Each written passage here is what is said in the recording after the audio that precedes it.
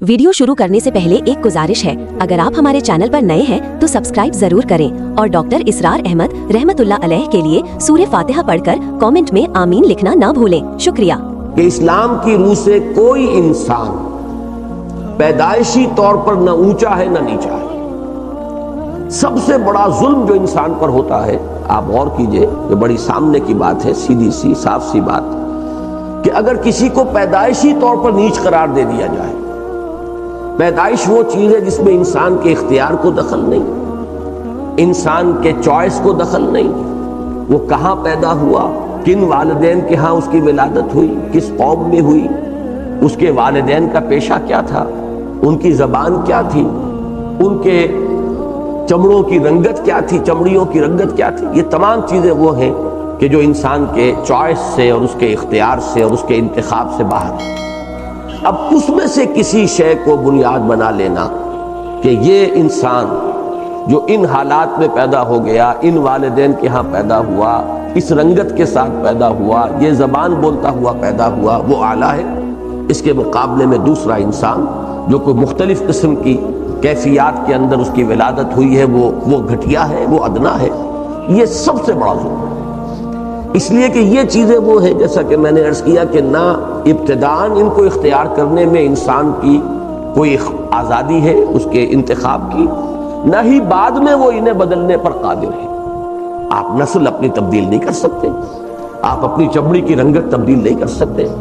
गोया कि अगर इसको बुनियाद बना दिया जाए ऊंच और नीच की, आला और अदना की, तो मतलब ये है कि फिर वो बैरियर जो है इम्पैसेबल है, नाकाबिल उबूर। आपने एक ऐसी रुकावट इंसान के रास्ते में हाई कर दी है कि जिससे कभी भी वो तजावुज़ नहीं कर सकता और अपनी उस नीच होने की पोजीशन या घटिया होने की या अदना होने की पोजीशन से अपने आप को आज़ाद नहीं कर सकता। मेरे नज़दीक इस्लाम के निज़ाम अदल का सबसे अहम, सबसे बुनियादी अव्वलीन पत्थर ये है। इसीलिए मैंने आज आपको दो आयत वो पढ़कर सुनाई है। सूरह हुजरात की आयत बहुत अजीम है, इसलिए कि इंसानों के इज्तिमाई और ख़ास तौर पर मुसलमानों के मिल्ली निज़ाम के ज़िमन में सूरह हुजरात अहम तरीन सूरत है कुरान हकीम और जामे तरीन सूरत है। उसमें 5 दफ़ा तो या अय्युहल्लज़ीना आमनू से खिताब आया है, 5 मरतबा, हालांकि कुल 18 आयात पर मुश्तमिल सूरत है।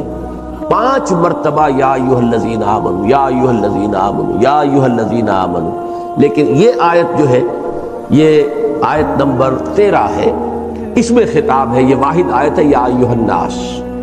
इसलिए कि यहाँ वो बात बयान की गई है कि जो इस्लाम और कुफ्र या इस्लाम और गैर इस्लाम के माबैन भी मुश्तरक है, कोई मुसलमान हो या गैर मुस्लिम, मोमिन हो या काफिर, उन सब के माबैन भी ये कदर मुश्तरक है कि या अय्युहन्नास इन्ना खलकनाकुम मिन ज़करिन व उन्सा। ऐ लोगो, हमने तुम्हें पैदा किया एक मर्द और एक औरत से, यानी 2 वहदतें मुश्तरक हैं, वहदत इलाह या वहदत खालिक, कि तमाम इंसानों का पैदा करने वाला एक ही खालिक, एक ही रब, एक ही अल्लाह है। वहदत इलाह या वहदत खालिक। और दूसरे वहदत आदम, या अय्युहन्नास इन्ना खलकनाकुम मिन ज़करिन व उन्सा व जअलनाकुम शुऊबन व क़बाइला लितआरफू। और हमने तुम्हें कौमों और कबीलों में तकसीम कर दिया है ताकि एक दूसरे को पहचान सको। ये पहचान का जरिया है।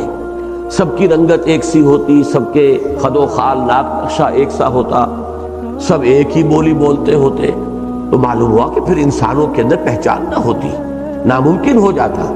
तो अल्लाह ताला ने ये डिफ्रेंसिएशन की है, ये फर्क व तफावुत पैदा किया है ताकि तुम पहचान सको। इससे जायद अगर इस चीज का कोई और नतीजा निकाला जाए कि फला रंगत वाला आला है और फला वाला घटिया है, फला नस्ल से ताल्लुक रखने वाला जो है वो ऊंचा है और फला नस्ल से ताल्लुक रखने वाला नीचा है, तो ये दर हकीकत सबसे बड़ा जुल्म है कि जो गोया के इंसान पर उसकी पैदाइश से हो रहा है। उसके बाद फरमाया गया इन्ना अक्रमकुम इंदल्लाहि अत्काकुम। शराफत, इज्जत की बुनियाद अल्लाह के नजदीक सिर्फ तकवा है। जो उससे जितना तकवा रखता है, जिसके दिल में जितना अल्लाह की ताज़ीम है, अल्लाह की अज़मत है और अज़मत खुदाबंदी के इदराक व शऊर के साथ वो उसके अहकाम पर अमल पैरा होता है, جن چیزوں سے اس نے روک دیا ہے ان سے رک جاتا ہے، اتنا ہی وہ اللہ کے نزدیک جو ہے وہ صاحب عزت ہے۔ تو در حقیقت شرافت کا اور عزت کا معیار رنگ نہیں، نسل نہیں، زبان نہیں، پیشہ نہیں، جنس نہیں۔ یہ جو الفاظ یہاں لکھے ہوئے ان میں سے ایک ایک کو سمجھیے، نسل، رنگ، زبان، پیشہ اور جنس، 5 چیزوں میں۔ اس میں یہ بات بھی نوٹ کیجئے کہ پیشہ، ظاہر بات ہے کہ کوئی شخص بیٹھا ہوا جوتی گانٹ رہا ہے تو یہ بھی اس کا ایک کسب ہے۔ الکاسب حبیب اللہ، کسب کرنے والا اللہ کا دوست ہے، اللہ کا محبوب ہے۔ جو بھی اپنی حلال کی روزی حاصل کرنے کے لیے جوتی گانٹھے، لوہار کا پیشہ اختیار کیے ہوئے ہو، کوئی اور اس سے بھی جو ہمارے ہاں عام تصورات کے مطابق کوئی گھٹیا پیشہ ہو وہ اختیار کر رہا ہو، اخلاقی طور پر گھٹیا نہ ہو لیکن یہ کہ اور دوسرے اعتبارات سے کوئی بھی کام ہو، مزدوری کوئی شخص کر رہا ہے، ڈگنیٹی آف لیبر جسے آپ کہتے ہیں کہ اس کی ایک عزت ہے، اس کا ایک وقار ہے، تو ان میں سے کسی کی بنیاد پر، اور آخری لفظ جنس، اس جنس کی بنیاد پر بھی کوئی اعلیٰ اور افضل اور کوئی ادنا اور نیچ نہیں ہے۔ یعنی مرد اور عورت کے درمیان ایک انتظامی فرق و تفاوت ہے جو اللہ نے قائم کیا، لیکن یہ کہ شرافت انسانی جس شے کا نام ہے وہ قدر مشترک ہے مرد اور عورت کے مابین، اس لیے کہ ایک ہی نسل سے ہیں۔ میں یہ کہا کرتا ہوں کہ ایک ہی باپ کے نطفے سے بیٹا بھی ہے، بیٹی بھی ہے، ایک ہی ماں کے رحم سے ان کی پرورش ہوئی ہے اور ولادت ہوئی ہے، تو فرق و تفاوت کہاں سے آ جائے گا؟ اسی کو سورہ آل عمران میں فرمایا گیا بعضکم من بعض، نیکی کے بہت اعلیٰ جو بھی مدارج ہو سکتے ہیں ان کا ذکر کیا گیا کہ فالذین ہاجروا واخرجوا من دیارہم واوذوا فی سبیلی وقاتلوا وقتلوا، یہ جتنے اعلیٰ ترین مقامات ہیں نیکی کے وہ خواہ مردوں نے حاصل کیے ہو خواہ عورتوں نے۔ اس لیے کہ سورہ آل عمران کے آخری رکوع میں ایک بڑی جامع دعا آئی ہے، اس دعا کے جواب میں پھر اللہ فرماتے ہیں فاستجاب لهم ربهم انی لا اضیع عمل عامل منکم من ذکر او انثی بعضکم من بعض، اللہ نے ان کی دعا قبول فرمائی کہ میں تو تم میں سے کسی بھی عمل کرنے والے کے کسی بھی عمل کو ضائع کرنے والا نہیں، خواہ وہ مرد ہو خواہ عورت، اور تم سب ایک دوسرے ہی میں سے ہو۔ یعنی یہ کہ کوئی علیحدہ معاملہ نہیں ہے، جیسا کہ میں نے عرض کیا ایک ہی باپ کے نطفے سے بیٹا بھی اور بیٹی بھی، اور ایک ہی ماں کے بطن سے ولادت ہوئی ہے بیٹے کی بھی اور بیٹی کی بھی، تو بعضکم من بعض، اس میں بھی اعلیٰ ادنا کی بات نہیں ہے بلکہ شرف انسانیت میں دونوں مساوی ہیں، بلکہ عزت و شرافت کا معیار صرف تقوی اور خدا ترسی ہوں گے۔ یہاں میں نے علامہ اقبال کے 2 اشعار نقل کیے تھے، اب اس کے بعد جب ہم نے اس کو عام فہم بنایا ہے تو ان چیزوں کو نکال دیا ہے، لیکن یہ کہ بڑے پیارے اشعار ہیں یہ، اور ان کو آپ حضرات بھی کوشش کریں کہ یہ یاد ہو جائیں۔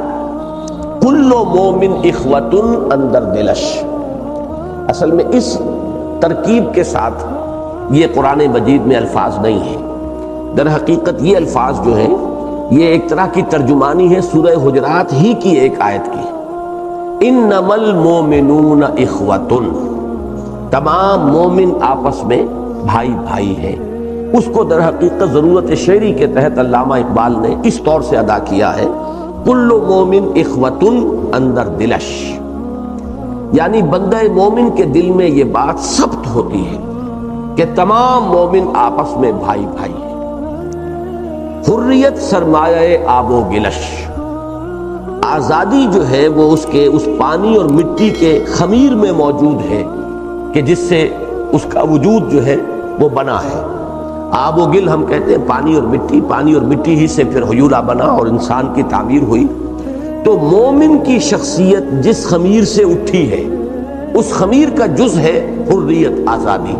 یہ در حقیقت اس سماجی سطح کی بات نہیں ہے، یہ اگلا جو ہے معاشی یا سیاسی نظام اس میں گفتگو ہوگی، لیکن بات صحیح ہے کہ اسلام جو تعلیم دیتا ہے وہ یہ ہے کہ انسانوں کے مابین نہ کوئی حاکم ہے نہ محکوم، تمیز بندہ و آقا فساد آدمیت ہے، حاکم مطلق صرف اللہ اور تمام انسان محکوم ہے، عبد ہے، اس اعتبار سے تمام آپس میں برابر ہیں۔ بڑی پیاری حدیث ہے حضور کی، کونو عباد اللہ اخوانا، تم سب اللہ کے بندے بن کر آپس میں بھائی بھائی ہو جاؤ۔ انسانوں میں کوئی فرق و تفاوت نہیں ہونا چاہیے. تمیز بندہ و آقا فساد آدمیت ہے.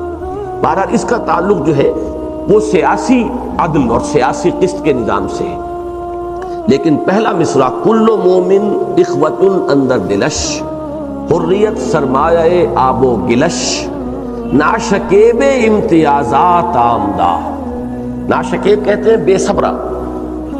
یہ امتیازات کے بارے میں تو انتہائی بے صبرا ہے، گوارا نہیں کر سکتا، برداشت نہیں کر سکتا. اگر کوئی شخص واقعتاً مومن ہے وہ ان امتیازات کو کبھی اس کے تصور میں نہیں آ سکتے کہ یہ ادنا ہے اور یہ اعلیٰ ہے اور یہ گھٹیا ہے اور یہ بڑھیا ہے اور یہ اونچا ہے اور یہ نیچا ہے. لیکن یہ کس کے بارے میں کہہ رہے ہیں؟ جو مومن حقیقی ہو. اس وقت ہمارا حال جو ہے اس کو تو علامہ اقبال نے ہی وہ جواب شکوہ میں کہ یوں تو سید بھی ہو، مرزا بھی ہو، افغان بھی ہو، تم سبھی کچھ ہو، بتاؤ تو مسلمان بھی ہو. ہمارے ہاں بھی وہی اونچ اور نیچے. سید زیادہ ہے تو چاہے اس کا کردار کتنا ہی پست ہو، زانی شرابی ہو، لیکن یہ کہ جھک کر اس کے گھٹنے کو ہاتھ لگا کر ملیں گے. اور اگر بیچارہ کوئی مصلی ہے تو اس کی کوئی عزت نہیں آپ کے ہاں، وہ چودھری کے برابر چارپائی پر بیٹھ بھی نہیں سکتا. تو معلوم یہ ہوا کہ ہمارے ذہنوں کے اندر وہی جو ہندوانہ تہذیب، ہندوانہ پس منظر ہے ہمارا، جس میں کہ وہ برہمن اور پھر اس کے بعد جو ہے وہ راجپوت یا زمیندار، اور اس کے بعد پھر وہ کاروبار کرنے والے ویش، اور پھر وہ شودر کی جو ایک تقسیم ہے ان کے درمیان، وہ تقسیم ہمارے ذہنوں میں ابھی جو کی تو برقرار ہے. تو علامہ اقبال کہہ رہے ہیں کہ بندہ مومن تو ان چیزوں پر، یعنی یوں سمجھیے کہ ان کے بارے میں کسی طرح وہ اپنے آپ کو ریکنسائل کر ہی نہیں سکتا، ان چیزوں کو وہ برداشت نہیں کر سکتا. نا شکیب امتیازات آمدہ در نہاد او مساوات آمدہ. اس کی تو سرشت کے اندر مساوات ہے. یہی مساوات جس کو میں سماجی مساوات کہہ رہا ہوں، یہ گویا کہ بندہ مومن کی سرشت میں ہے، اس کی نہاد میں ہے، اس کی بنیاد جو ہے اس کی شخصیت کی، اس کے اندر ہے مساوات کے تمام انسان برابر ہیں. اسی کے لیے میں نے دوسری آیت آپ کو سنائی تھی، سورہ نساء کی پہلی آیت. یہ دونوں آیات ایک دوسرے کے ساتھ مضمون کے اعتبار سے بہت ہی متعلق ہیں، مربوط ہیں. یا ایھا الذین آمنوا اتقوا اللہ یا ایھا الناس اتقوا ربکم. وہاں اس میں جو سب سے آخر میں فرمایا تھا ان اکرمکم عند اللہ اتقاکم، یہاں پہلی بات وہ کی گئی یا ایھا الناس، اے لوگو، اتقوا ربکم، تقوی اختیار کرو اپنے اس رب کا، الذی خلقکم من نفس واحدۃ وخلق منہا زوجہا، جس نے تمہیں ایک جان سے پیدا کیا، اسی سے اس کا جوڑا بنایا. وَبَثَّ مِنْهُمَا رِجَالًا كَثِيرًا وَنِسَاءً، اور ان دونوں سے کثیر تعداد میں مردوں اور عورتوں کو زمین میں پھیلا دیا. وَاتَّقُوا اللَّهَ الَّذِي تَسَأَلُونَ بِهِ وَالْأَرْحَامَ، اس اللہ کا تقوی اختیار کرو جس کا ایک دوسرے کو واسطہ دیتے ہو. کوئی سائل سوال کرتا ہے تو اللہ کے نام پر مانگتا ہے. اور بھی مختلف جو بھی ہمارے سماجی معاملات ہوتے ہیں، کہیں آپ کوئی درخواست کرتے ہیں کسی سے ذاتی سطح پر تو آپ اللہ کا واسطہ دیتے ہیں. تو جس کا واسطہ دیتے ہو اس کے احکام پر بھی تو عمل کرو، اس کا تقوی بھی تو اختیار کرو. واتقوا اللہ الذی تسألون بہ والارحام، اور رحمی رشتوں کا لحاظ رکھو. یہ اسلام کے سماجی نظام کا ایک اہم نقطہ ہے کہ جو اللہ تعالیٰ نے جو علائق دنیاوی جو ہے پیدا کر دیے ہیں، ان میں دائرے ہیں، اور ان دائروں میں سے جو جتنا قریب ہے اتنا ہی زیادہ حقدار ہے آپ کے حسن سلوک کا. الاقرب فالاقرب، رحمی رشتے جو ہیں، یعنی والدین پر بہن بھائی اکٹھے ہو گئے، اس سے اوپر جائیے دادا دادی پر وہ چچا تائے کی اولاد ساری جمع ہو گئی، اور اوپر جائیے پردادا پر اور دائرہ وسیع ہو جائے گا. تو در حقیقت یہ ہوتے ہوتے آدم و حوا پر جا کر پوری نوع انسانی کا ایک دائرہ وجود میں آ جائے گا. ان دائروں میں ظاہر بات ہے کہ فطری تدریج یہ ہے الاقرب فالاقرب. اسی لیے بار بار قرآن مجید میں آتا ہے وآت ذی القربى حقہ، جو قرابت دار ہیں ان کا حق انہیں ادا کرو. جو جتنا زیادہ قریبی ہوگا اتنا ہی اس کا حق ہے. اب یہ ہے پہلا اصول اسلام کے نظام عدل اجتماعی کا، جو سماجی سطح پر جو جڑ اور بنیاد کی حیثیت رکھتا ہے. اس کے ضمن میں ایک بات اور نوٹ کر لیجئے تو ہم دوسری بات کی طرف بڑھیں گے، اور وہ یہ ہے کہ یہ بات بادنا تعمل نظر آ جائے گی کہ یہ مقصد کسی قانون سازی سے حاصل نہیں ہو سکتا. یہ تو ذہنیت جب تک تبدیل نہیں ہوگی آپ اس مقصد کو حاصل نہیں کر سکیں. امریکہ سے زیادہ کوئی کوشش نہیں ہو سکتی کالوں اور گوروں کے درمیان فرق اور امتیاز کو ختم کرنے کی قانونی اعتبار سے انہوں نے آخری حد تک کوششیں کی ہیں، لیکن دل اور دلی احساسات کو تو قانون جو ہے وہ تبدیل نہیں کر سکتا، لہذا وہاں وہ اس معاملے میں ناکام ہے، وہی ان کے درمیان وہ فصل اور بعد جو ہے وہ موجود ہے۔ تو یہ جب تک کہ یقین نہ ہو ایک اللہ کی ذات پر کہ وہی خالق ہے تمام انسانوں کا، اور جب تک یقین نہ ہو اس بات پر کہ پوری نوع انسانی آدم اور حوا کی نسل سے، یعنی یہ وہ چیزیں ہیں کہ جو ہمیں وحی سے معلوم ہوئی ہیں، وہ چیزیں ہیں جو ہمیں قرآن سے معلوم ہوئی ہیں، تو جب تک وہ یقین ذہنوں کے اندر نہیں بیٹھے گا، یہ جو امتیازات ہیں ان کی جڑیں کاٹی نہیں جا سکیں گی۔ اس اعتبار سے سمجھ لینا چاہیے کہ صرف کوئی قانون یا کوئی آرڈیننس یا کوئی ایک حکم جو نافذ کر دیا جائے اس سے یہ مقاصد حاصل نہیں ہو سکتے، بلکہ اولاً ایک ایسا گروہ وجود میں لانا ہوگا کہ جس کی ذہنیت بدل گئی ہو، جس کی سوچ بدل گئی ہو، جس کا فکر تبدیل ہو گیا ہو، جس کی سوچ اور فکر کے اندر وہ چیزیں جو ہیں راسخ ہو چکی ہوں جو قرآن اور سنت کے ذریعے سے ہمیں ملتی ہیں۔ یہ صرف ایک نقطہ تھا جس کی طرف اشارہ کرنا تھا۔ اب نمبر 2، سماجی سطح پر سب سے اہم معاملہ اس مساوات انسانی کے بعد وہ ہے مرد اور عورت کے درمیان دائرہ کار، فرائض، ذمہ داریوں اور حقوق کی تقسیم کا ایک متوازن نظام جو اسلام نے قائم کیا ہے۔ چنانچہ اب جو الفاظ ہیں وہ پڑھیے۔ پردہ یعنی ستر و حجاب کے شرعی احکام کے نفاذ سے خواتین کی نسوانیت اور عزت و وقار کو کامل تحفظ حاصل ہوگا۔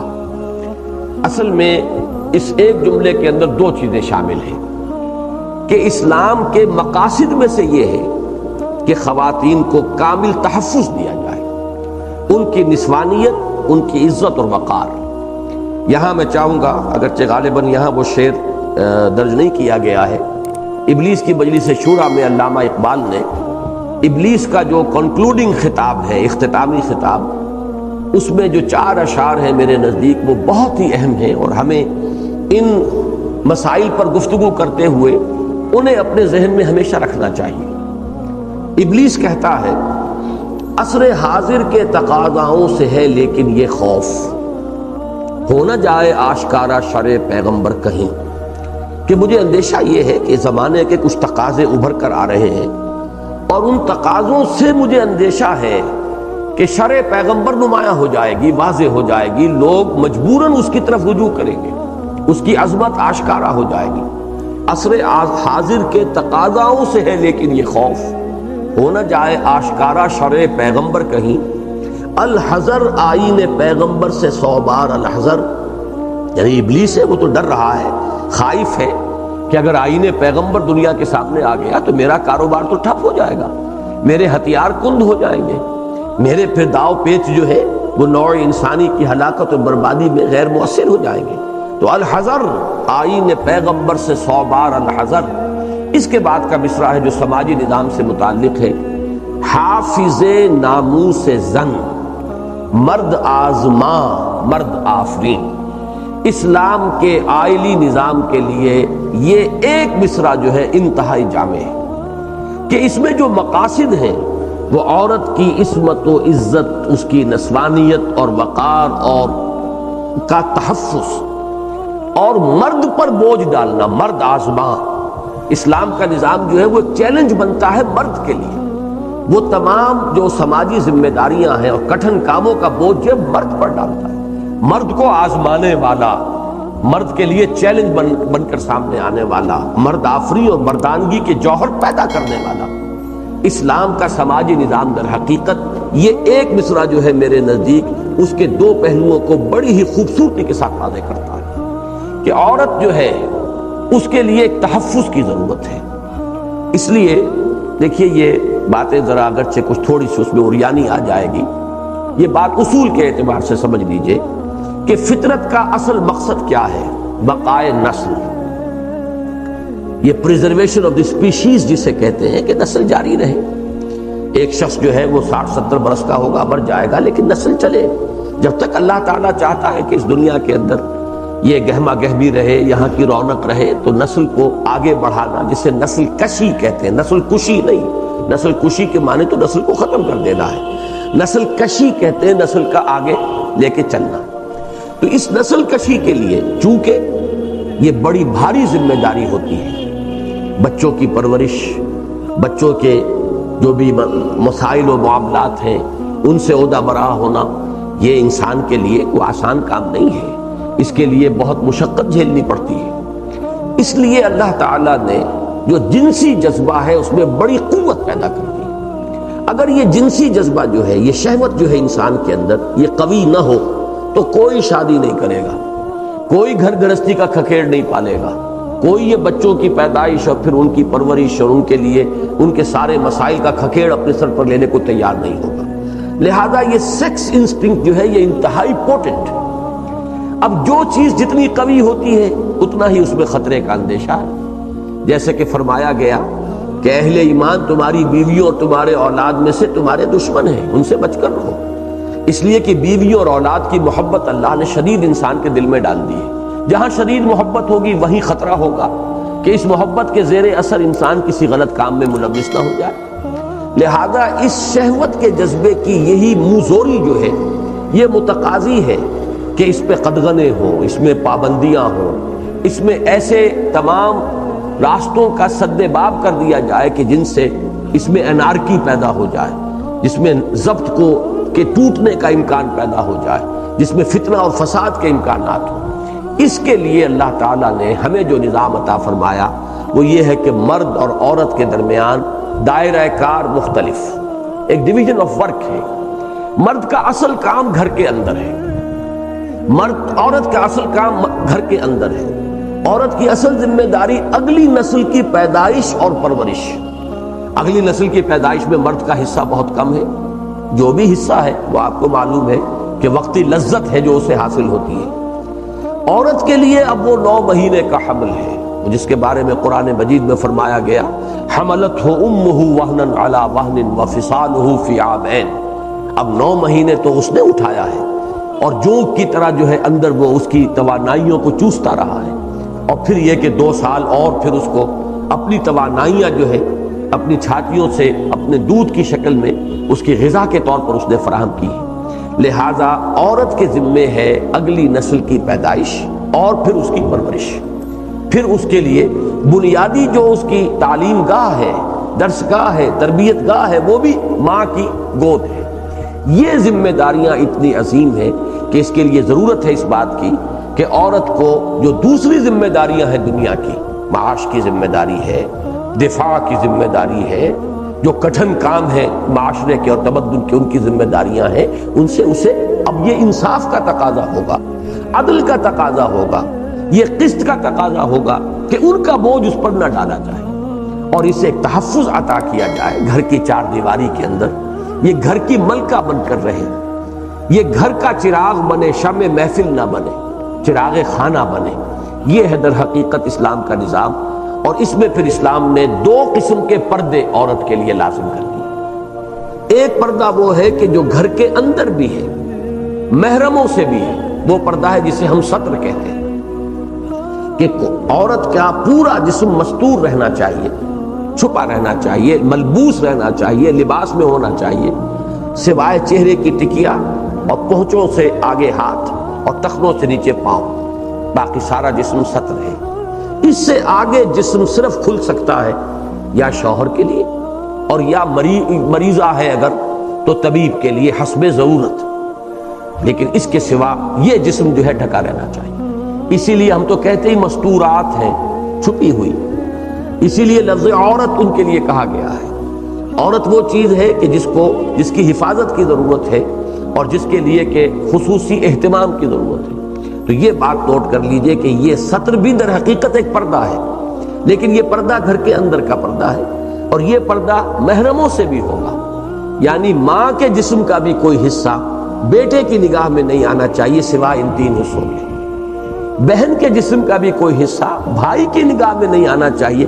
اب اس سے زیادہ تو قریبی محرم اور کوئی نہیں ہے کہ بہن کے لیے بھائی، ماں کے لیے بیٹا، یا کسی عورت کے لیے اس کا باپ، اس سے قریب تر تو کوئی محرم نہیں ہے۔ لیکن یہ کہ ان کے لیے بھی، ان کے سامنے بھی عورت اس طریقے سے آئے گی کہ سوائے ان 3 چیزوں کے کوئی اور شے جو ہے کھلی ہوئی ہو۔ یہ ہے پردہ جو محرموں سے ہے اور گھر میں بھی ہوگا۔ اور دوسرا پردہ جو ہے غیر محرموں سے ہے اور گھر کے باہر جاتے ہوئے ظاہر بات ہے کیونکہ خود بخود معلوم ہے کہ محرم جو ہے نامحرم سامنے آئیں گے تو پھر وہ اضافی پردہ ہے جس کو ہم حجاب کہتے ہیں. وہ حجاب جو ہے وہ چہرے کے اوپر اپنی چادر کو آگے لٹکا لینا، یا اسی نے پھر تمدنی جو تقاضے ہیں ان کے تحت برقعے کی شکل اختیار کی. برقعے کی بھی کوئی ایک صورت نہیں ہے، کبھی اس کی کوئی اور شکل تھی پھر کوئی اور شکل بدل گئی. اس میں ترمیم ہو سکتی ہے، اس لیے کہ چادر کو اگر عورت اس طریقے سے تھامے گی تو اس کا ایک ہاتھ تو کم سے کم رک جائے گا.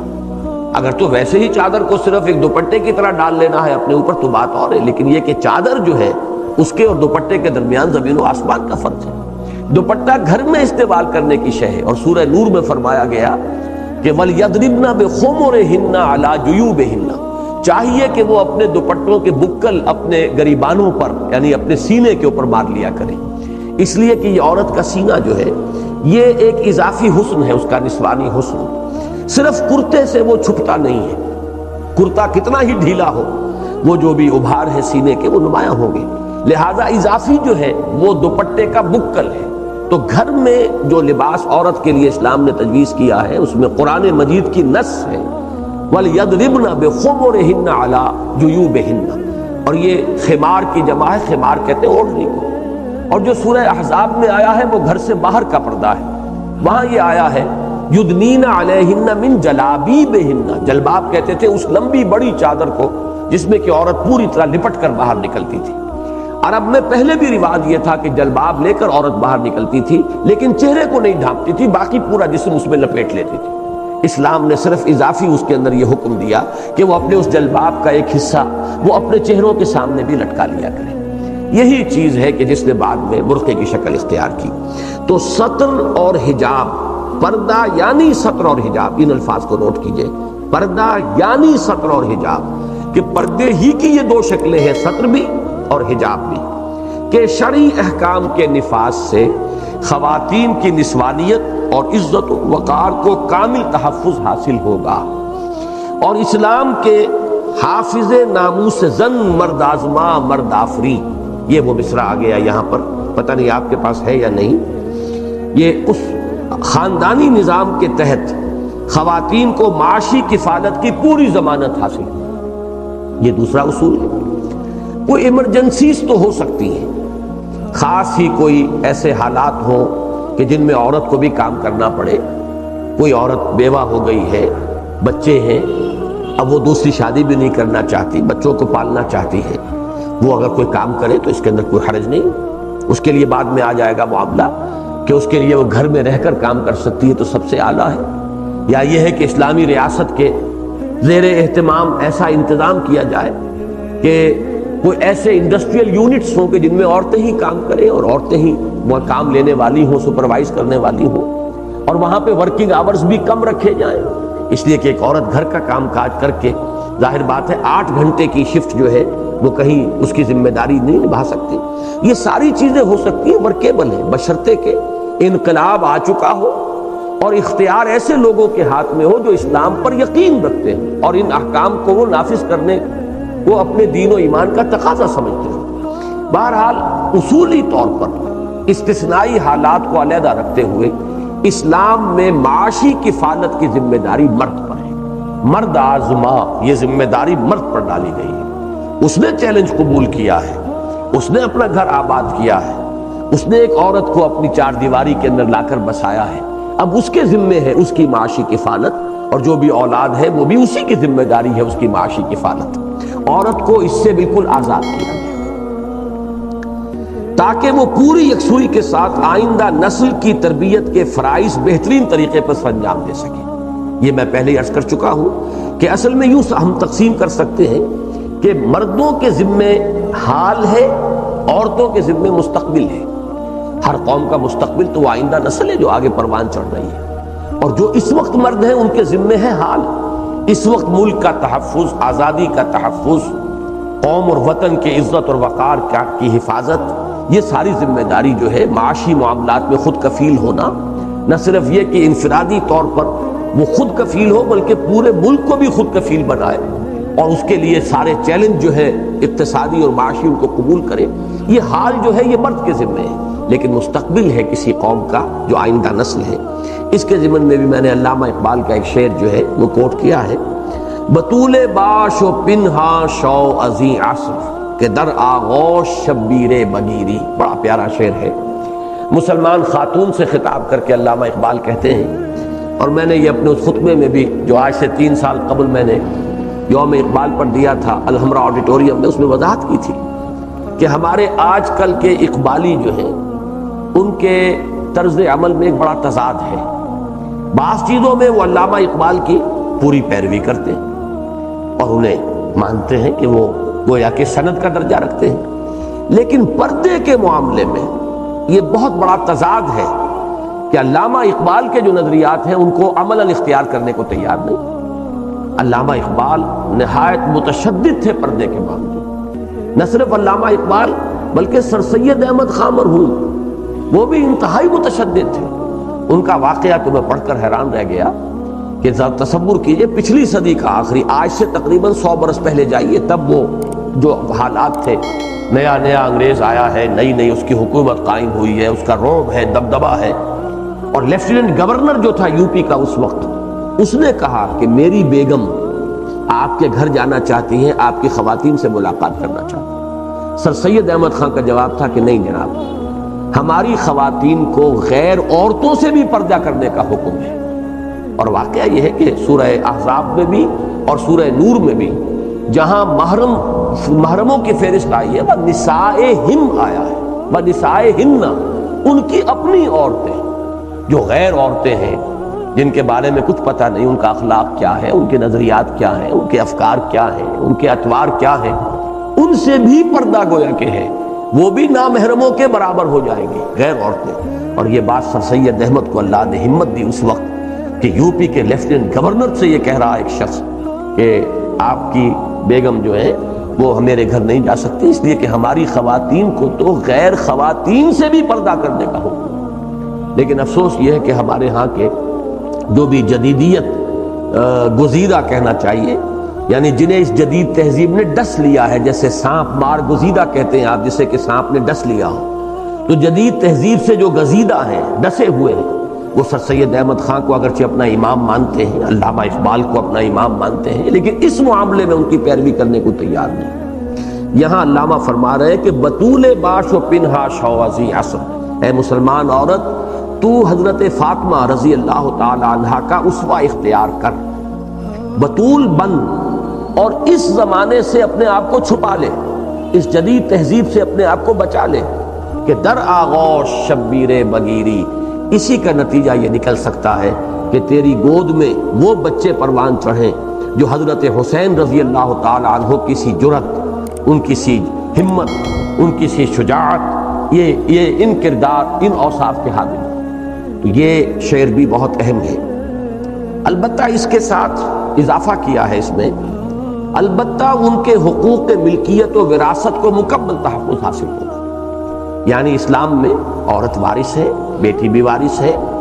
جب اگر وراثت جو ہے بھائی بہنوں تک اگر جائے گی کلالہ کی شکل میں، تو اس میں بھائی اگر وارث ہے تو پھر وہ بہن بھی وارث ہے، اگر باپ وارث ہے تو والدہ بھی وارث ہے، اگر شوہر جو ہے وہ بیوی کا وارث بنتا ہے جو وہ بار چھوڑ مری ہو، تو اسی طریقے سے بیوی شوہر کی وارث ہے. اس میں تقسیم تو ضرور کی گئی ہے کہ بیٹے کے مقابلے میں بیٹی کا حصہ آدھا ہے، باپ کے مقابلے میں ماں کا حصہ آدھا ہے، وہ تو تقسیم ہے. اسی لیے میں نے کل عرض کیا تھا کہ انصاف کا لفظ نہیں ہوگا یہاں، بلکہ جیسے کہ قانون وراثت جو آیا ہے سورہ نساء میں، نصیبا مفروضہ، یہ نصیب ہے، ہر ایک کے لیے نصیب ہے جو معین کر دیا ہے. للرجال نصیب مما ترک الوالدان والاقربون وللنساء نصیب مما ترک الوالدان والاقربون. مردوں کے لیے بھی حصہ ہے جو کچھ والدوں نے یا قریبی رشتہ داروں نے چھوڑا ہو، اسی طرح عورتوں کے لیے بھی حصہ ہے. البتہ یہ کہ بیٹے کا حصہ بیٹی سے دگنا، یا یوں کہیے کہ بیٹی کا حصہ بیٹے سے نصف. اور یہ بھی میں سمجھتا ہوں کہ اسلام نے عورت کی بہت جانبداری کی ہے، ورنہ واقعہ یہ ہے کہ جب ساری کفالت کی ذمہ داری مرد پر ڈال دی گئی تو بیٹی کو اگر کوئی حصہ وراثت میں نہ ملتا تب بھی یہ اس عدل کے منافی نہ ہوتا، اس لیے کہ بیٹے کو گھر آباد کرنا ہے، بیٹے کی جو اولاد آئے گی اس کی ساری کفالت بیٹے پر آئے گی، جبکہ بیٹی کسی کے گھر میں جا کر آباد ہوگی، اس کے اوپر اس کی اپنی کفالت جو ہے معاشی، اس کی ذمہ داری بھی کسی اور پر ہوگی۔ اس اعتبار سے تو منطقی طور پر یہ کہا جا سکتا ہے کہ بیٹی کا کوئی حصہ وراثت میں نہ ہوتا، تب بھی آپ اعتراض نہیں کر سکتے اسلام کے اس نظام کے مطابق جو عائلی نظام ہے۔ لیکن یہ کہ اللہ تعالیٰ نے خواتین کو وہ وقار دیا ہے، وہ عزت دی ہے کہ وہ ملکیت کے حقوق رکھتی ہیں، ان کے پاس جو بھی انہیں والدین سے ملا ہو یا کہیں اور سے وراثت ملی ہو اس کی وہ خود مالک ہوں گی۔ شوہر کے گھر پر اور شوہر کی اولاد پر، اگرچہ وہ اولاد ان کی بھی ہے، لیکن چونکہ اسلام کا جو نظام ہے خاندانی، اس میں اولاد کی ذمہ داری باپ پر ہے، اولاد باپ ہی کی شمار ہوتی ہے، لہذا وہ چاہے تو اپنا مال خرچ کرے چاہے تو نہ کرے، چونکہ ذمہ داری جو ہے ان کی نہیں ہے، ذمہ داری شوہر کی ہے۔ وہ چاہے تو اپنے اس کاروبار کو تجارت میں لگا دے، چاہے تو سب سے بڑی تجارت میں لگائیں، یعنی اللہ کے دین کے لیے لگائیں، اللہ کے بینک میں جمع کرائیں، یہ ان کا اختیار مطلق ہے، ان کو اس میں پورا کا پورا اختیار حاصل ہے۔ چنانچہ ایک خاتون نے حضور سے جب یہ سوال کیا کہ میں کیا اپنی زکوٰۃ اپنے شوہر کو دے سکتی ہوں، وہ نادار ہے، حضور نے فرمایا ہاں دے سکتی ہو، تمہیں دوہرا اجر ملے گا۔ شوہر اپنی زکوٰۃ جو ہے وہ اپنی بیوی کو نہیں دے سکتا، اس لیے کہ بیوی تو اس کی لائبلٹی ہے، بیوی کی کفالت تو اس کی ذمہ داری ہے، لیکن بیوی شوہر کو دے سکتی۔ اس میں امام ابو حنیفہ کا جو فتویٰ ہے وہ ذرا اس سے مختلف ہے جو میں کہہ رہا ہوں، لیکن میرا گمان یہ ہے کہ غالباً وہ حدیث امام صاحب کے علم میں نہیں آئی تھی۔ وہ حدیث جس کا میں حوالہ دے رہا ہوں جب سامنے آئی تو صاحبین کا فتویٰ وہ ہے، یعنی امام صاحب کے دونوں شاگرد ابو یوسف اور امام محمد رحمہم اللہ، ان دونوں کا فتویٰ یہ ہے جو میں اس وقت بیان کر رہا ہوں کہ بیوی اپنی زکوٰۃ شوہر کو دے سکتی ہے، اور حضور نے فرمایا اسے دوہرا اجر ملے گا۔ تو عورت کے جو حقوق ملکیت ہیں اور حقوق وراثت، ان کا کامل تحفظ ضروری ہے، اور تعلیم، صحت اور گھریلو صنعتوں کے میدان میں ان کی قوتیں اور صلاحیتیں قومی سطح پر بھرپور انداز میں بروئے کار آئیں گی۔ یہ تین الفاظ آئے ہیں اس میں۔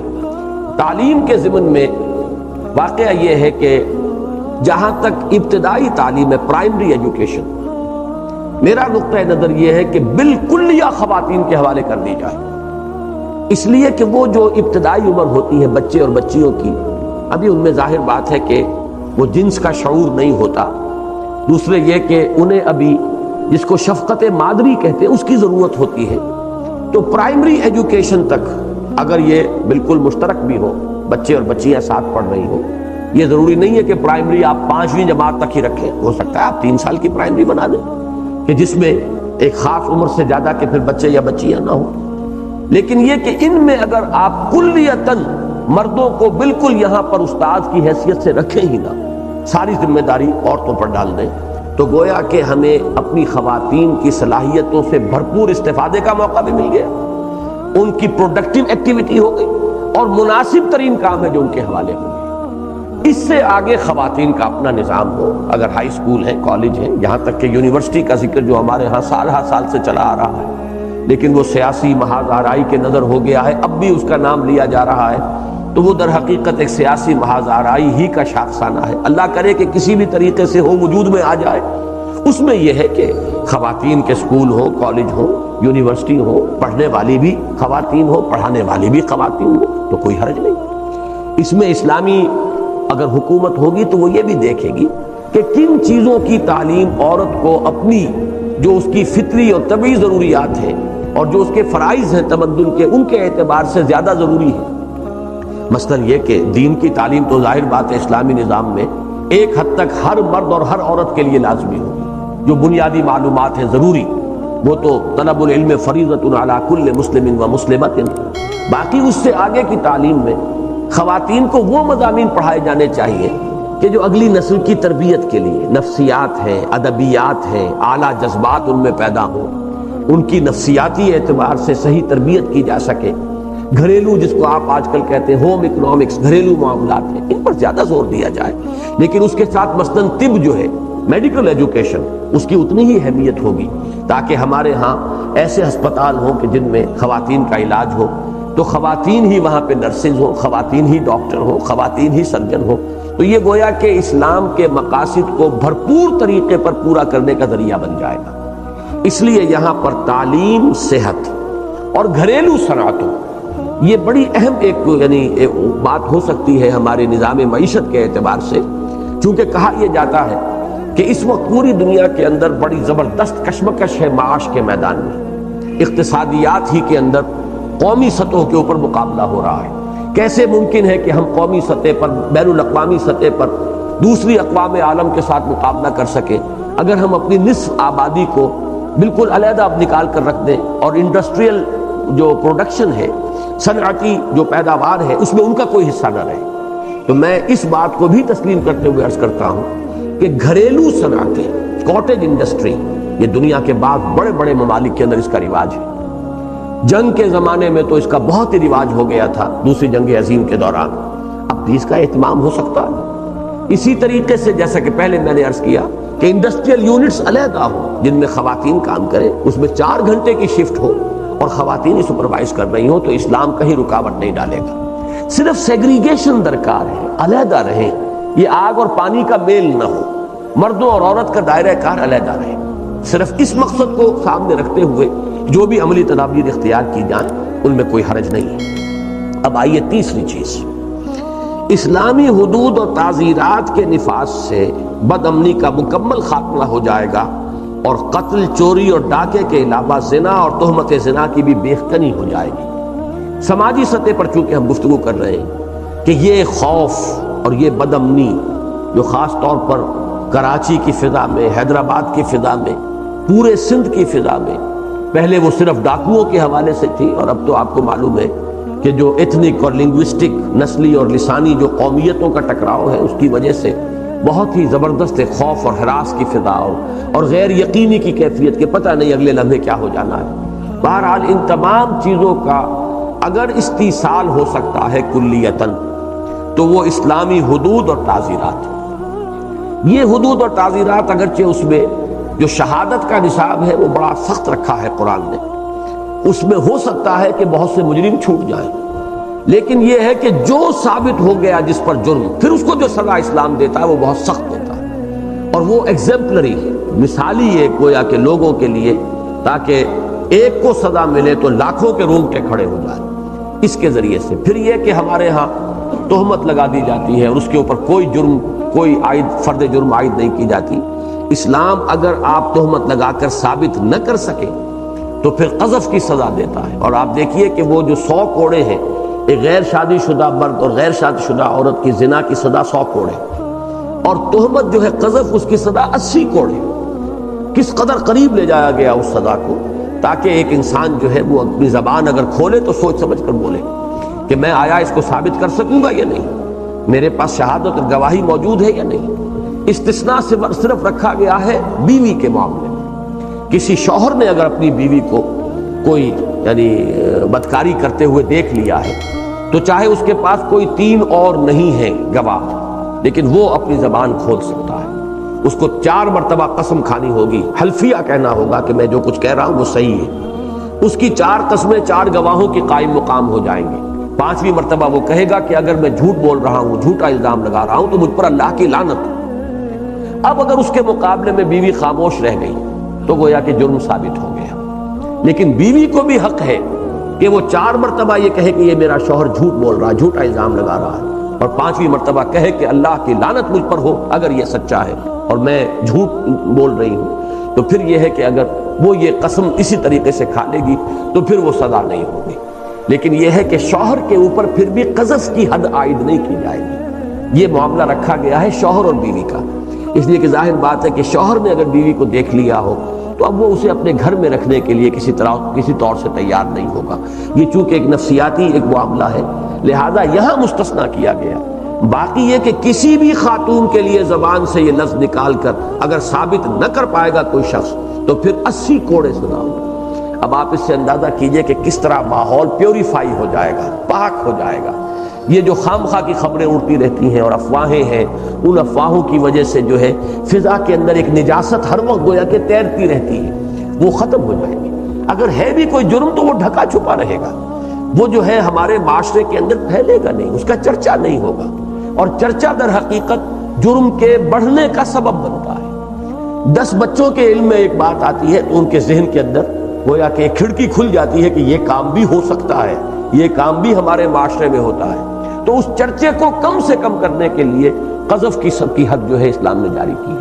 تو یہ چوری ہو، قتل ہو، ڈاکہ ہو، زنا ہو اور پھر تہمت زنا ہو، اس کے لیے جو حدود اور جو تعزیرات اسلام نے دی ہیں اگر ان کا نفاذ ہو تو حضور صلی اللہ علیہ وسلم نے تو ایک حد کے بارے میں بھی فرمایا ہے، اقامت حد من حدود اللہ، اللہ کی حدود میں سے ایک حد کا قائم ہو جانا بھی کسی معاشرے میں اتنی خیر و برکت لے آئے گا، اس سے زیادہ خیر من مطر 40 لیلہ، کہ 40 دن رات اگر کہیں بارش ہوتی رہے تو جو اس سے پھر ہریاول پیدا ہوگی اور جو برکات ظاہر ہوگی.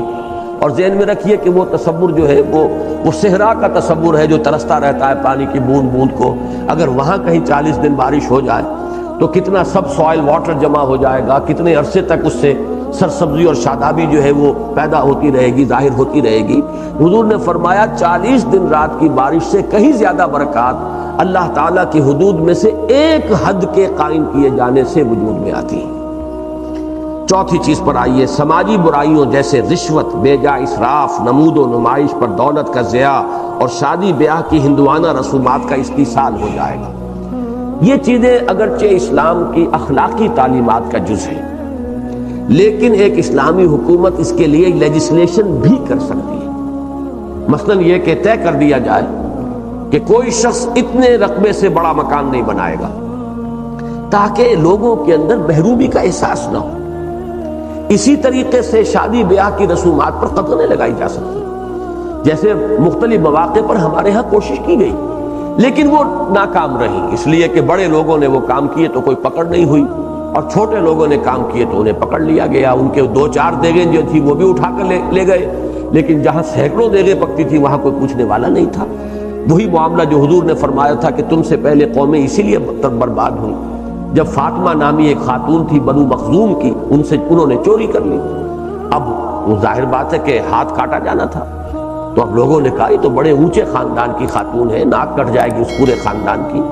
تو حضرت انس ابن مالک کو غالباً انہوں نے ایک سفارشی بنا کر، چونکہ حضور کے خادم خاص تھے، تو ان سے کہلوایا کہ حضور کچھ نرمی کیجئے اس کے بارے میں. آپ نے فرمایا کہ تم سے پہلی قومیں اسی لیے ہلاک ہوئی ہیں کہ جب ان میں سے بڑے لوگ جرم کرتے تھے تو انہیں چھوڑ دیا جاتا تھا، جب چھوٹے لوگ جرم کرتے تھے انہیں پکڑ لیا جاتا. یہی وجہ ہے کہ ہمارے ہاں وہ چیزیں مؤثر نہیں ہو سکی. لیکن اگر یہ واقعتاً ان دی رائٹ ارنسٹ جسے ہم کہتے ہیں، واقعتاً ایک مصمم ارادے کے ساتھ ان کی تنفیذ کی جائے تو اس سے معاشرے کے اندر محرومی کا احساس جو ہے وہ کم ہوگا. اول تو معاشی نظام جو ہے جو ہم کل پڑھیں گے انشاءاللہ، اس سے یہ معلوم ہوگا کہ وہ محرومی رہے گی نہیں، لیکن یہ کہ محرومی فرض کیجئے کسی درجے میں ہے، کچھ نہ کچھ اونچ نیچ تو معاشی طور پر رہے گی، اس کے بھی احساس کو کم کرنا چاہیے. چنانچہ حضور نے فرمایا کہ اگر تم اپنے بچوں کے لیے پھل لے کر آؤ تو یا تو اپنے پڑوسی کے گھر بھی بھیجو یا کم سے کم چھلکے اپنے دروازے کے باہر نہ ڈالو. یعنی پڑوسی کے بچے کو اگر معلوم ہوگا کہ ان کے گھر میں آج فلاں پھل کھایا گیا، ایک حسرت کا احساس ہوگا، یا تو شریک کرو انہیں. لیکن فرض کیجئے کہ اتنی کم مقدار ہے کہ بمشکل آپ کے بچے ہی جو ہے وہ اسے کھا سکتے ہیں، اس کو بانٹنا ممکن نہیں، تو یہ احتیاط کرو کہ انہیں یہ محسوس نہ ہو کہ آج اس گھر کے بچوں کو تو فلاں پھل ملا ہے لیکن ہم محروم رہے. تو یہ مختلف چیز. اس طرح تبذیر کے بارے میں فرمایا گیا، نام و نمود کے لیے پیسہ خرچ کرنا. ان المبذرین کانوا اخوان الشیاطین وکان الشیطان لربہ کفورا. یہ جو ہے یہ شیطان تو اپنے رب کا بڑا نافرمان تھا، اور یہ جو مبذرین ہیں یہ شیطانوں کے بھائی ہیں. اسی طریقے سے ہندوانہ رسومات، اس موضوع پر چونکہ ہماری ایک تحریک ہے اور کافی لوگ اس سے واقف ہیں، شادی بیاہ کا معاملہ سب سے زیادہ ہوتا ہے.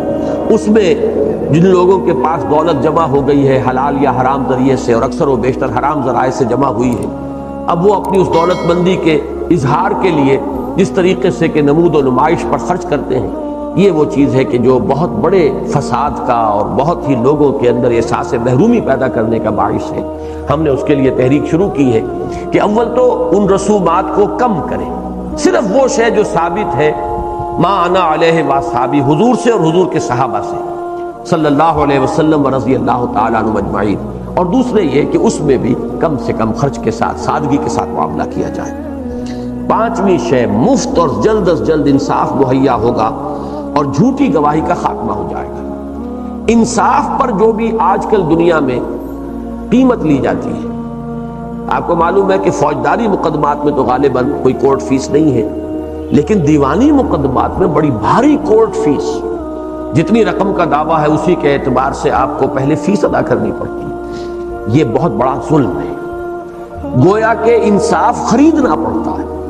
یہ چیز جو ہے جس کے پاس پیسہ ہے، اس سے آگے کی باتیں تو یہ ہے کہ وکیل کی فیس دینے کے لیے ہوں پیسے موجود، وہ دوسری بات ہے، لیکن یہ ہے کہ مفت اور سستا انصاف فراہم کرنا یہ اسلامی ریاست کی بہت بڑی ذمہ داری ہے۔ اسلامی معاشرے کے اندر یہ انصاف کا مفت اور جلد از جلد اور سستا فراہم کرنا، کچھ نہ کچھ خرچ تو ان معاملات میں ہو جاتا ہے۔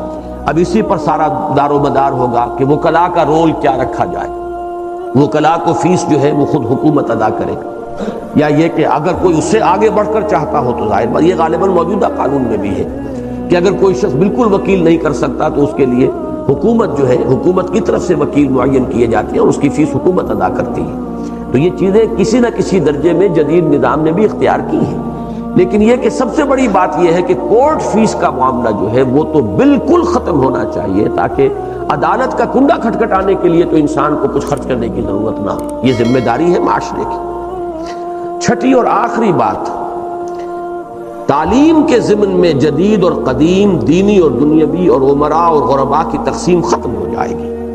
سب کے لیے ایک ہی نظام تعلیم ہوگا جو کم از کم میٹرک تک مفت ہو۔ یہ نظام کم از کم میٹرک ہو، کم از کم مڈل ہو، یہ تو در حقیقت انتظامی چیزیں ہیں۔ جیسا کہ میں پہلے عرض کر چکا ہوں، ایک حصہ تو علم کا وہ ہے جو لازماً ہر مسلمان مرد، ہر مسلمان عورت تک پہنچانا، یہ گویا کہ معاشرے کی ذمہ داری ہے۔ لہذا اس کی کوئی فیس کا تو سوال ہی پیدا نہیں ہوتا۔ بنیادی جو بھی چیزیں ہیں ایک شہری کے لیے ضروریات ہیں، دین کے اعتبار سے بھی، تمدن کے اعتبار سے بھی، وہ تو یقیناً مفت ہونی چاہیے ایجوکیشن۔ اس سے اوپر کی ایجوکیشن جو ہے اس پر کوئی فیس ہو تو اس میں کوئی چیز جو ہے وہ خلاف اسلام نہیں ہوگی۔ البتہ یہ جو تین تقسیمیں ہمارے ہاں ہیں، جدید اور قدیم، یہ خالص غیر اسلامی تصور ہے، دینی اور دنیاوی غیر اسلامی تصور ہے۔ علامہ اقبال نے جو کہا ہے کہ دلیل کم نظری قصہ قدیم و جدید، زمانہ ایک، زمین ایک، آسمان بھی ایک، غالباً پہلا مصرع مجھے پوری طرح یاد نہیں، زمانہ ایک، زمین ایک، آسمان بھی ایک، دلیل کم نظری قصہ قدیم و جدید۔ یہ قدیم و جدید کس شے کا نام ہے؟ اسی طریقے سے دین اور دنیا کی دو ہی نہیں ہے ہمارے ہاں۔ یہ ہمارے ہاں نظام جو ہے ہمارے اس زوال کی وجہ سے دینی تعلیم کا نظام علیحدہ اور پھر دنیاوی تعلیم جو انگریز نے یہاں شروع کی، یہ دو نظام ابھی تک ہم لے کر چل رہے ہیں، تو ان کی انٹیگریشن ایک نظام تعلیم میں، اور جہاں تک میری معلومات ہے سعودی عرب نے کم سے کم یہ کام کر کے دکھا دیا ہے۔ ان کے ہاں دو نظام تعلیم نہیں چل رہے، بلکہ وہ دینی تعلیم اور دنیاوی تعلیم ایک لیول تک بالکل ساتھ ساتھ چل رہی ہے۔ اس میں جو بھی مختلف ممالک میں کام ہوئے ہیں ان سے ہم استفادہ کر سکتے ہیں، وہ ہمارے لیے سب کے لیے گویا کہ ایک مشترک ہماری متاع بن سکتی ہے۔ اسی طرح تیسری تقسیم جو اس میں ہے وہ انتہائی خوفناک ہے، امراء کے لیے اور نظام تعلیم اور غرباء کے لیے اور۔ غریب کا بچہ جو ہے وہ ٹاٹ بھی اسے میسر نہ ہو اسکول میں بیٹھنے کے لیے، اور امراء کے بچے جو ہیں وہ ایچ ایس این کالج کے اندر یا اور جو اعلیٰ تعلیمی ادارے ہیں ان کے اندر پڑھ رہے ہیں۔ یہ تو گویا کہ سب سے زیادہ قابل حذر اور قابل نفرت ہے۔ یہ گویا کہ خود قوم کو مختلف طبقات میں تقسیم کر دینے کا گویا کہ ہمارا اپنا اختیار کردہ ایک طریقہ کار ہے۔ لہذا اس کے لیے ایک نظام تعلیم، اور جیسا کہ میں نے مختلف مواقع پر عرض کیا ہے، اسکینڈینیوین کنٹریز میں، باقی اور ممالک میں بھی ہے کہ تعلیم کا معاملہ جو ہے اس میں بالکل ایک نظام تعلیم، لیکن یہ کہ بقیہ دوسرے ممالک میں پھر بھی شاید کوئی فرق و تفاوت موجود ہے۔ اسکینڈینیوین کنٹریز جو ہے، یہ جو ناروے، سویڈن، ڈنمارک، یہ تین ممالک جو ہیں، انہوں نے تو واقعتاً اس میں کمال کر کے دکھا دیا ہے کہ ملکہ جو ہے ڈنمارک کی، اس کا بچہ شہزادہ بھی اسی جگہ پڑھے گا جہاں کوئی غریب ٹی وی کے اندر جو شخص پڑا ہوا ہے، اور وہ خود جو ہے ویلفیئر پر اور خیرات پر گزارا کر رہا ہے، ریاست کی سطح پر خیرات، انفرادی سطح پر خیرات نہیں، ریاست کی سطح پر ویلفیئر کا، اس کا بچہ اور ملکہ کا وہ بیٹا شہزادہ دونوں ایک ہی جگہ پر ایک ہی نظام تعلیم کے تحت جو ہے انہیں تعلیم ملے گی۔ تو یہ کام ہمیں کرنا ہوگا، اور اس کے لیے اسلامی نظام کے اندر یہ پورا اہتمام کیا جائے گا۔ الغرض یہ 6 نکات ہیں۔ اگر آپ کو ہماری ویڈیو اچھی لگی ہو تو ہمارے چینل کو سبسکرائب ضرور کریں۔ ڈاکٹر اسرار احمد رحمت اللہ علیہ کی وفات کے لیے سورہ فاتحہ پڑھ کر کامنٹ میں آمین لکھیں۔ شکریہ.